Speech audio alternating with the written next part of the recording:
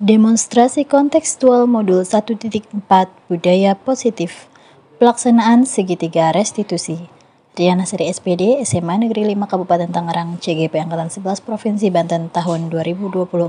Budaya positif merupakan pendekatan dalam mendidik dan membimbing seseorang, terutama anak-anak, dengan fokus untuk membangun nilai-nilai kebajikan, karakter, tanggung jawab, dan kemandirian.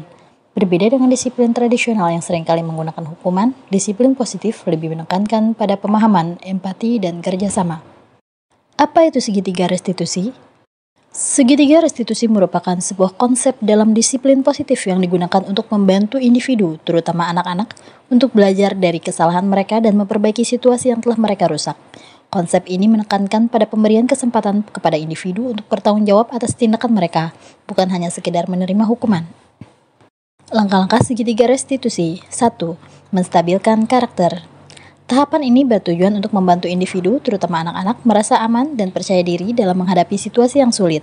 Ketika seseorang merasa tidak stabil atau terancam, mereka cenderung lebih sulit menerima masukan atau bertanggung jawab atas tindakan mereka. 2. Memvalidasi tindakan yang salah.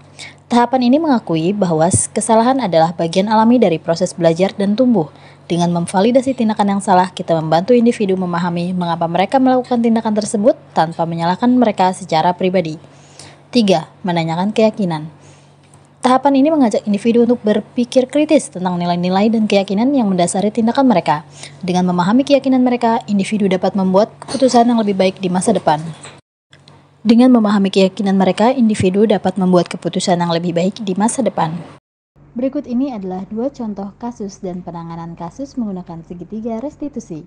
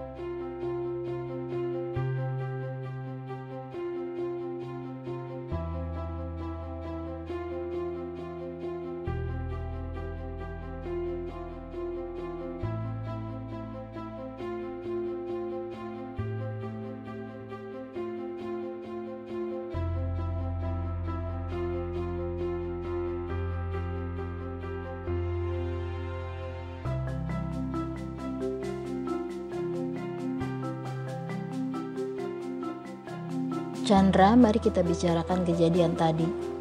Ibu tahu ini tidak sengaja ya, tapi bermain bola di dalam kelas memang tidak diperbolehkan.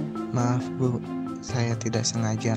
Chandra, ibu tahu kamu anak yang suka bermain, tapi kita harus bermain di tempat yang tepat, yaitu di lapangan atau tempat bermain. Sekolah adalah tempat untuk belajar, bukan untuk bermain bola di kelas ya. Mainkan bola di dalam kelas itu berbahaya dan bisa menyebabkan kerusakan, seperti yang terjadi tadi. Kamu tahu kan, kaca yang pecah bisa melukai kita. Iya Bu, saya menyesal. Ibu senang kamu menyadari kesalahanmu, tapi setiap orang pasti pernah berbuat salah. Tapi apakah tindakanmu ini sudah sesuai dengan keyakinan kelas kita? Tidak Bu. Baik, keyakinan kelas apa yang kamu langgar? Keamanan dan ketertiban kelas Bu. Betul sekali ya. Betul sekali. Selain itu, tindakanmu juga membuat kelas menjadi kotor dan berantakan. Teman-temanmu sekarang pasti tidak nyaman belajarnya. Saya akan membersihkannya Bu. Itu bagus sekali Chandra. Sekarang mari kita pikirkan bagaimana kita bisa memperbaiki kerusakan kaca ini. Apa yang bisa kamu lakukan? Saya akan meminta maaf pada teman-teman dan Bapak Kepala Sekolah, lalu menawarkan untuk membantu memperbaiki kacanya. Itu ide yang bagus Chandra. Selain itu, bagaimana kalau kamu membuat poster tentang pentingnya menjaga kebersihan dan ketertiban di kelas dan kita pasang di kelas? Baik Bu, saya akan mencoba. Assalamualaikum warahmatullahi wabarakatuh. Saya Erlangga Pemeran Chandra. Perasaan saya dalam praktik ini saya merasa senang karena guru menangani kasus tidak dengan hukuman tapi lewat dialog yang sangat baik. Terima kasih. Wassalamualaikum warahmatullahi wabarakatuh.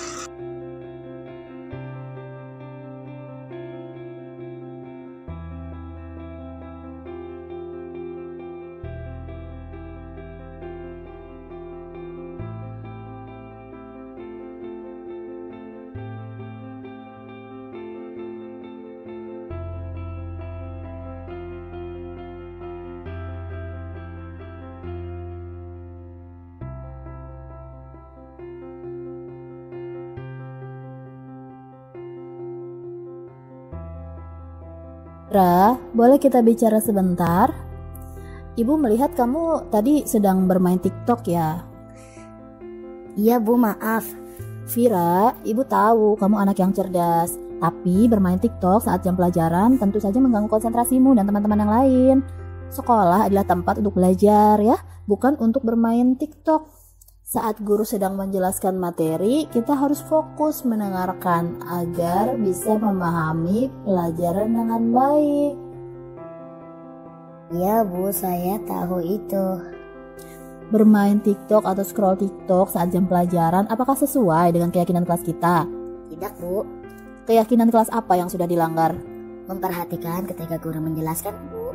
Betul, dengan bermain TikTok atau scroll TikTok, kamu tidak hanya merugikan dirimu sendiri, tapi juga mengganggu proses belajar mengajar di kelas.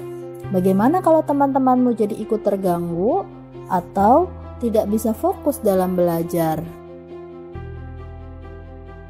Saya tidak mau Bu, saya menyesal. Ibu senang kamu sudah menyadari kesalahanmu. Sekarang, mari kita pikirkan bagaimana cara memperbaiki situasi ini. Apa yang bisa kamu lakukan? Apa yang bisa kamu lakukan untuk menunjukkan bahwa kamu menyesal? Saya akan lebih fokus saat pelajaran Bu, dan saya akan menyimpan HP saat jam pelajaran.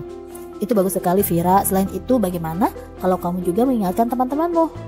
Baik Bu, saya akan coba membuat poster tentang pentingnya fokus di kelas. Itu ide yang sangat bagus. Assalamualaikum warahmatullahi wabarakatuh.